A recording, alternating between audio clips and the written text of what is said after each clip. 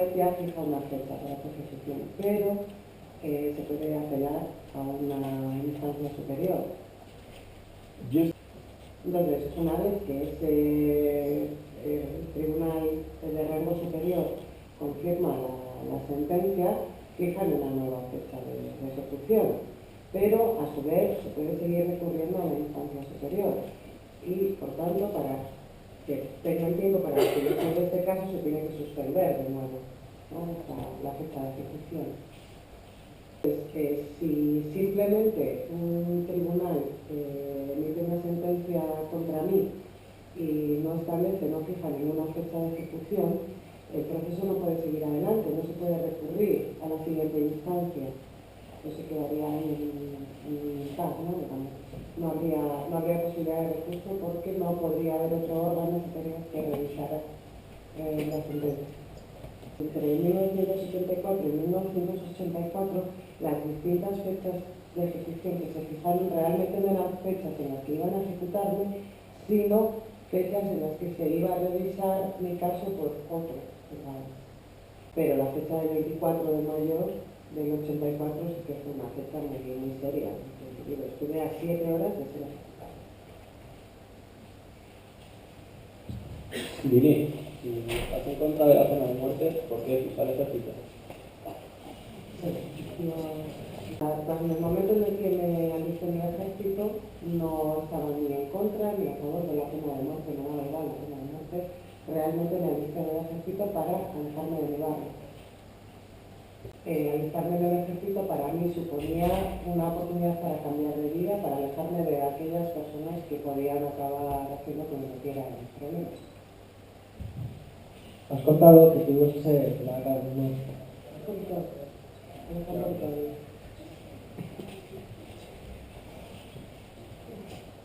Has contado que vas a ser la persona número 14 en ser ejecutada en Estados Unidos y querías preguntarte cómo sentías o cómo asumías las personas que conocías antes que habían sido ejecutadas. O sea, cómo habías asumido que habían muerto. Sí, no fue fácil aceptarlos, ¿no? Mis amigos que habían sido ejecutados. Había convivido con ellos durante aproximadamente 10 años y realmente era muy difícil aceptarlos. En el estado de Georgia, la compañía eléctrica no permite que se utilice su suministro eléctrico para activar la silla eléctrica. Entonces se sabía claramente cuando iban a ejecutar a una persona porque toda la iluminación de la cárcel pasaba por un generador en ese momento.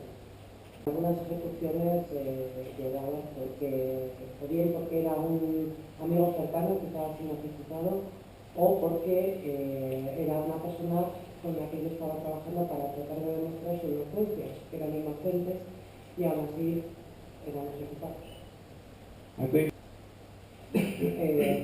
creo que lo más duro de todo era cuando venían los guardias a buscar a una persona para llevársela a la celda esa de vigilancia, ¿no? Antes de la muerte.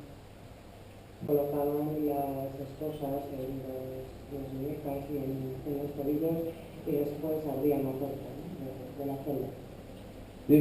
En una ocasión, uno de los internos, cuando no le esposaron, no pusieron los billetes antes de abrir la puerta, entonces en cuanto abrieron la puerta salió corriendo y se aferró a los barrotes de mi celda gritando que por favor no les dejara llevarse. Para mí fue realmente muy doloroso porque este hombre estaba diciendo por favor soy inocente, no dejes que me maten, no me matarme. No había nada que yo pudiera hacer al respecto. Fue realmente muy duro y muy doloroso ver cómo los guardias lo arrancaban literalmente de los barrotes de mi celda para llevarse. Hola, mi primera pregunta es qué opinión te merece la actitud de Llegón, creo que cuando se propuso hacer el examen y aprobarlo. Y la segunda pregunta es cómo justificas el hecho de que se sintiera feliz y afortunado 3 días antes de ser condenado y ejecutado. Gracias. En primer lugar, traté de hacer todo lo posible para que no hiciera el examen. Realmente no entendía lo que iba a pasar. Me explicó realmente todo el dolor que sentía por no haber podido hacer nunca un examen por sí mismo. Realmente entendí que necesitaba hacer ese examen. Pero realmente lo que me impresionó fue la integridad con la que hablaba cuando estaba convencido que tenía que aprobar ese examen, incluso si eso suponía que le iban a ejecutar. Pues realmente me impresionó mucho. Pero realmente me hizo sentir bien escuchar sus últimas palabras porque bueno, yo me había culpado durante mucho tiempo por el hecho de que el haber sido yo el que le había enseñado a leer había hecho que este hombre hiciera ese examen y finalmente lo ejecutaran por esta razón. Pero al mismo tiempo me reconfortaba el hecho de que, o me reconfortó el hecho de que por fin había conseguido hacer algo que había querido hacer durante toda su vida, que era hacer un examen por sí mismo. Esencialmente igual otro tema como es el uso de las armas en Estados Unidos, pero a mí me llamó mucho la atención que un país democrático como Estados Unidos, por una parte, haya una facilidad enorme para conseguir armas de fuego, que las armas de fuego se usan para matar, como todos sabemos, y por otra parte sigue existiendo la pena capital por delitos de sangre. Pues, ¿qué opinión le merece a él? Aprovecho este interés para decir que bueno, vamos a ir terminando poquito a poco. Yo sé que el tema da para mucho, pero tenemos que ir cerrando ya el turno de preguntas. Sé que seguiríamos muy a gusto, yo el primero, pero tenemos que reconocer que también ya a la hora que es hay que ir cerrando el turno de preguntas. Entonces, si os parece, esta es la última, responderé ahora Billy y ya damos por concluido este... Me piden por ahí una última. Bueno, pues bien, una última para allí. Ya, venga, las últimas, bien, dos, vale, yo. Toda la razón, en Estados Unidos es realmente muy fácil tener un arma de fuego, es un derecho constitucional, de hecho. Se permite en la Constitución tener armas de fuego. Because... Sí, debido a esta facilidad, pues la gente se arma y se puede utilizar precisamente estas armas, ¿no? Esa facilidad de uso. Pero desde mi punto de vista, incluso si se retiraran todas las armas legales que existen dentro del país, la cantidad de armas ilegales que existe es tal que creo que no tendría ningún tipo de incidencia sobre la criminalidad o la delincuencia. La mayoría de las armas que se utilizan para cometer asesinatos son armas ilegales que se han obtenido de forma fraudulenta, que no se han obtenido de forma legítima. Esta charla es para ver qué opinión le merece a él y hablar un poco sobre su cautiverio y sobre todo este proceso que tuvo, pero me gustaría saber qué solución plantea a este tipo de situaciones. ¿Qué hubiese hecho él si hubiese sido el juez que juzgase su propio caso? ¿Qué condena o qué elementos haría para reformarse a sí mismo, o si podría salir alguna vez de la cárcel o se mantendría en ella siempre, o bueno, un poco eso. En primer lugar, si yo hubiese sido el juez en mi caso, me habría permitido que el sheriff me dijera que tenía que condenarme a cadena nacional. En segundo lugar, este caso no es lo que en el Código Penal se establece como un caso en el que pueda solicitarse la pena de muerte, porque no era un asesinato premeditado. Y bueno, para mí el simple hecho de que la persona juzgada se estuviera declarando culpable ya significa un cambio en su actitud, y creo que la sentencia tendría que haber ido más en ese sentido, en tratar de rehabilitar a esta persona. Las dos únicas posibilidades que había en ese momento para mi caso de sentencia era una condena a pena de muerte o una cadena perpetua, a pesar de que el mío era un caso que escapaba de los supuestos, no se podía pedir pena de muerte. También, si yo hubiese sido el juez en ese momento, creo que todo el proceso se habría adaptado al nivel de educación de la persona que estaba siendo juzgada. Y si a mí me hubiese presentado una persona para ser juzgada que solo tenía un nivel educativo hasta 8º grado y que después había dejado la escuela, mi sentencia habría sido de 20 años, que es la sentencia, es la pena estándar, digamos. Y en este caso, estamos en el supuesto de un robo a mano armada, mi sentencia habría dicho claramente, bien, estás condenado a 20 años de internamiento en prisión, pero si consigues completar el nivel educativo hasta graduarte en secundaria, conseguirás acortar esa sentencia.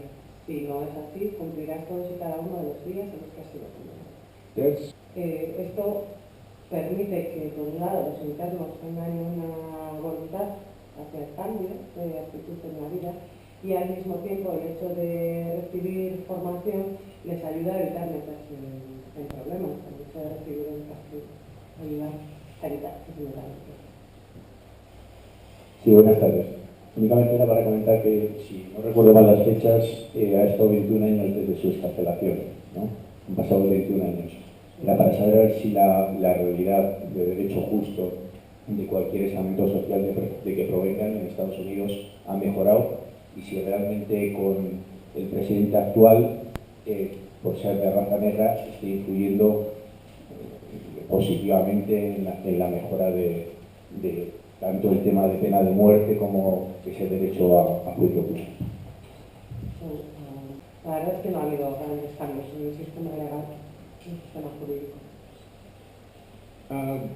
La verdad es que durante los primeros 4 años de mandato del presidente Obama no podía decir nada en cuanto al sistema jurídico, al ordenamiento jurídico, a la pena de muerte, porque si no, no iba a conseguir ser reelegido para esos 4 años. Y ahora que ya no tiene la posibilidad de salir reelegido una vez más, creo que puede que haga cosas que durante los primeros 4 años no se planteó hacer para segundas y más elecciones. Pero sí que hay movimientos y organizaciones dentro de Estados Unidos que están tratando de garantizar los juicios justos a los clientes, y de hecho yo mismo trabajo con unos 10 abogados en este sentido. En casos, claro, se pide precisamente pena de muerte, ¿no? Para garantizar un juicio justo. Sí que está habiendo cambios, pero no todos los que serían necesarios. El principal problema que tienen los internos para conseguir un buen abogado es que no tienen dinero. So if you don't have any money, it's hard to find a good lawyer to represent you. Y si no tienes dinero, es difícil encontrar un buen abogado que te represente.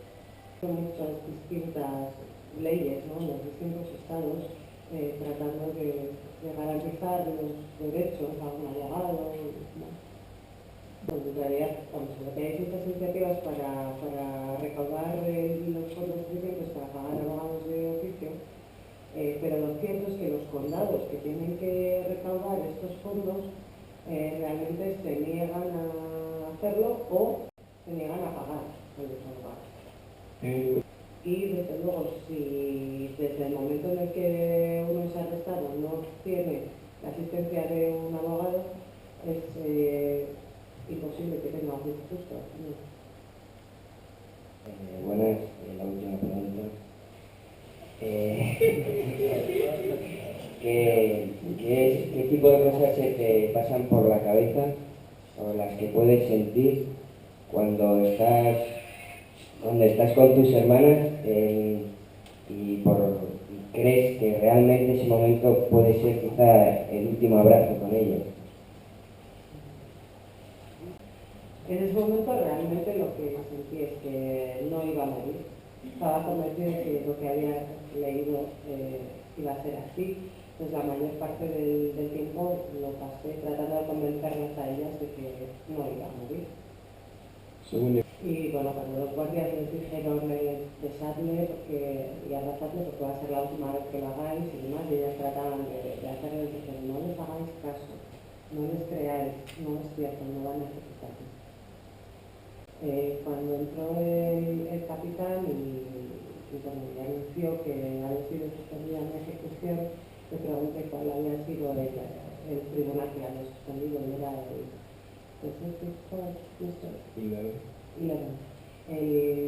el tribunal de circuito número 11, District Court, es un tipo de denominación que tienen los juzgados. Lo alucinante aquí es que ese mismo juzgado había visto mi caso hasta en 4 ocasiones. Y bueno, la razón que dieron para suspender mi ejecución en ese momento, que dieron los 24 jueces que formaban parte de ese tribunal, fue que estaban confusos.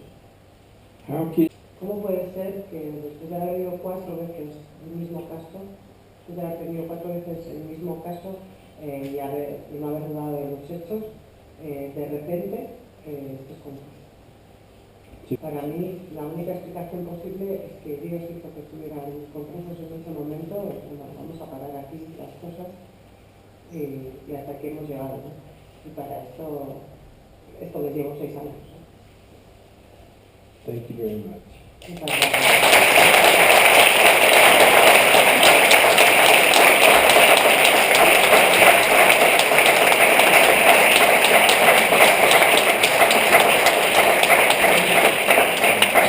Bien, estos aplausos, solo 2 palabras para terminar. Me parece que estos aplausos plasman un sentimiento común, que hemos escuchado a un testimonio excepcional. Me parece que en los días que vienen tendréis ocasión de continuar reflexionando en diferentes cosas que nos ha dicho Bill.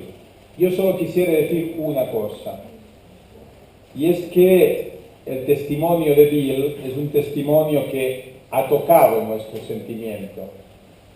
Yo lo he visto en muchos momentos, lo he oído. Pero me parece que una de las grandes enseñanzas que nos da Bill hoy es que cuando se habla de decir no a la pena de muerte, cuando se habla de dar el perdón o recibir el perdón, cuando se habla de amar al enemigo, cuando se habla de cosas tan serias, importantes como estas, no valen los sentimientos, porque los sentimientos a veces engañan. Hay que hacer una elección. Y pienso que lo que nos ha explicado Bill es la elección que él hizo, la elección que hizo la familia para perdonar. Y esto pienso que a vosotros jóvenes, a nosotros que somos un poquito más adultos, es una enseñanza que en los tiempos que corren, en donde todo se juega en los sentimientos, me parece que es una gran enseñanza. Tener el coraje de un nuevo humanismo es tener el coraje de elegir, y a veces de elegir dar el perdón, decir no a la pena de muerte, hacer y decir cosas contracorriente. Nos decía antes en Estados Unidos por qué hay la pena de muerte. Hay la pena de muerte porque hay una corriente que arrastra todavía a la mayoría a decir sí a la pena de muerte. Cambiar una mentalidad es recoger el coraje de muchos pequeños individuos que se atreven a decir que no, hacer una elección que va contracorriente. Esta es la invitación que hemos recibido de Bill y por esto le estamos muy agradecidos por sus palabras. Para terminar, quisiera que Pera nos diera una pequeña indicación de una iniciativa que ha surgido esta mañana y que nos va a explicar ahora. No, porque de hecho cuando ahora Jaume también comentaba, ¿no?, el hecho de poder tomar una lección esta mañana en la Facultad de Farmacia delante de la historia de Bill, salía también la demanda de poder hacer algo. Entonces, aquí en Vitoria, concretamente, mañana a las 7:30 hemos pensado en hacer una pequeña vigilia de oración en la capilla del Prado, la parroquia de la Sagrada Familia, que está aquí cerca, precisamente para recordar a todos los condenados a muerte que en todo el mundo sufren por las condiciones de vida que Billy nos ha contado también. Pero por otro lado, queríamos añadir un gesto también real para sostener la iniciativa de estos jóvenes que aquí en Vitoria, con la comunidad de Sant'Egidio, han empezado a ir a encontrar estos niños que pasan por momentos difíciles con situaciones familiares y económicas complicadas. Entonces, os queríamos invitar también a los que quisierais, pues no solo a venir a esta vigilia de oración, sino también a llevar turrón, material escolar, para poder regalar a estos niños también de cara pues, a las actividades que se hacen cotidianamente en la Escuela de Paz, que es así como se llama este momento que estos jóvenes llevan a cabo con estos niños, y por otro lado pues también poder así luego durante estas fiestas de Navidad llevarles algún regalo. Entonces, por esto pues que estáis todos invitados e invitadas. Muchas gracias.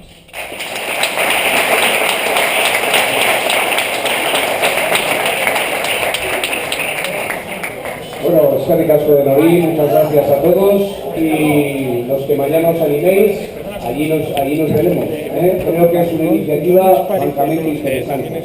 Muchas gracias, eskerrik asko. Pero ¿nos parece que para Thank you very algo much. tan importante no sería mucho mejor hacer